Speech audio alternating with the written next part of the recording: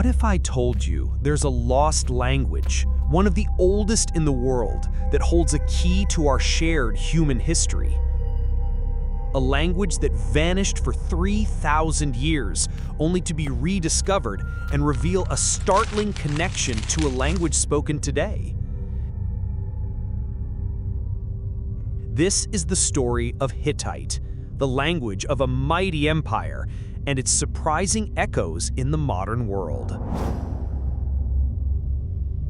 Around 4,000 years ago, in the heart of Anatolia, a powerful empire arose. The Hittites. They were warriors, diplomats, and builders on a grand scale. For centuries, their civilization thrived, a superpower of the Bronze Age. But around 1200 BCE, their empire collapsed. And their language, a unique tongue spoken by kings and scribes, disappeared from the face of the earth.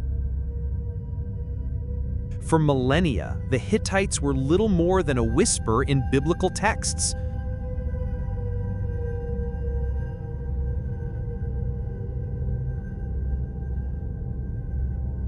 Their capital, Hattusa, lay in ruins, its secrets locked away in thousands of clay tablets inscribed with a mysterious cuneiform script.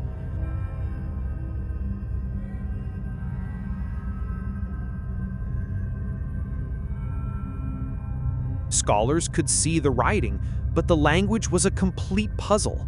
Was it related to the Semitic languages of its neighbors, or was it something else entirely? The mystery began to unravel thanks to a Czech scholar named Bedřich Hrozný.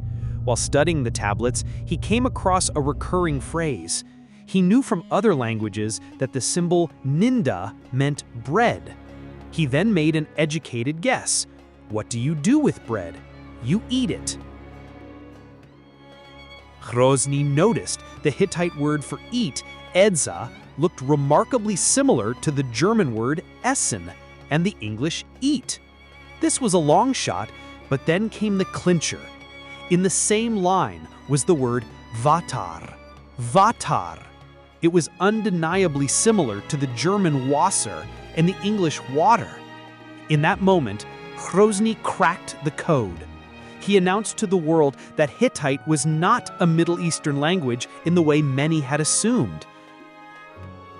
It was in fact the oldest known member of the Indo-European language family.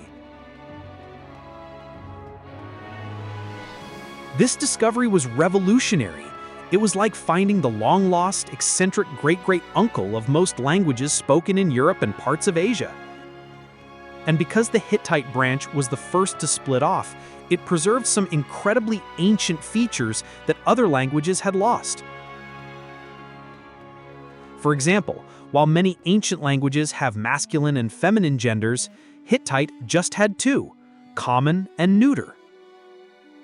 It also famously preserved laryngeal sounds, guttural sounds from Proto-Indo-European that had been theorized by linguists but never seen in writing until the discovery of Hittite.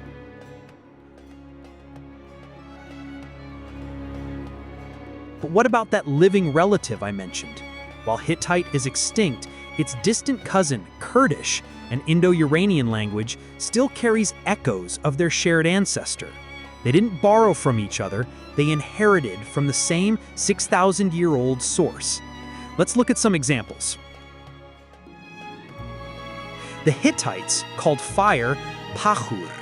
The Proto-Indo-European root was likely something like pechur.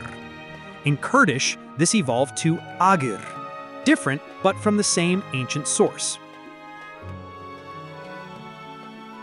Take the word for knee. The ancient root was gnu. In Hittite, it was gennu. In Kurdish, it's jinnu. The next word is for woman. In Hittite, it was gowana. In Kurdish, it's jin.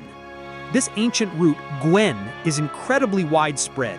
It not only connects Hittite and Kurdish, but also gives us the English word queen, and the Greek gine, used in words like gynecology.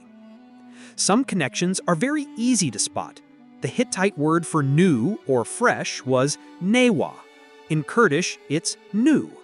This cognate from the root newos is easily recognizable and links to dozens of modern languages.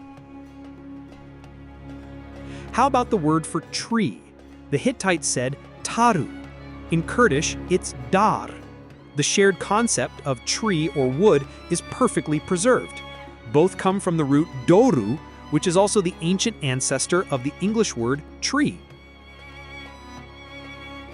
The word for God in Hittite was shiu, from the Proto-Indo-European root davos. In Kurdish, the word for God is khudei, which has a more complex history, but ultimately traces back to the same ancient concept of divinity. Bone in Hittite was hastias. In Kurdish, it's hesti.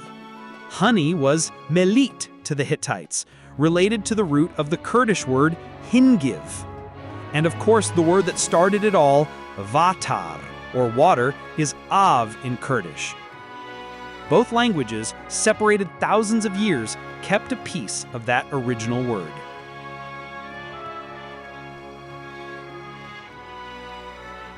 Let's look to the heavens.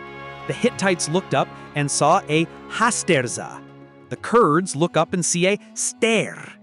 This celestial cognate from the root haster is found all across the Indo-European family, linking the stars of the ancient Near East to the very word we use today. Finally, a fascinating example of how words can change. The Hittite for water was vatar, very similar to English. In Kurdish, it's av. They sound nothing alike, right? But both trace back to the exact same root, wodar. The Kurdish form just took a different evolutionary path. This shows how languages can be related even when it's not obvious at first glance.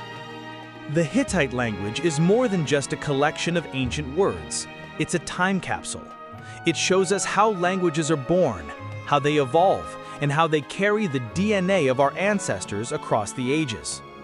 It reminds us that even when empires fall and cities turn to dust, the words of the people who lived there can survive, echoing in the languages we speak today. What other ancient languages have fascinating stories? Let us know in the comments below. And for more journeys into the lost worlds of the past, don't forget to like and subscribe.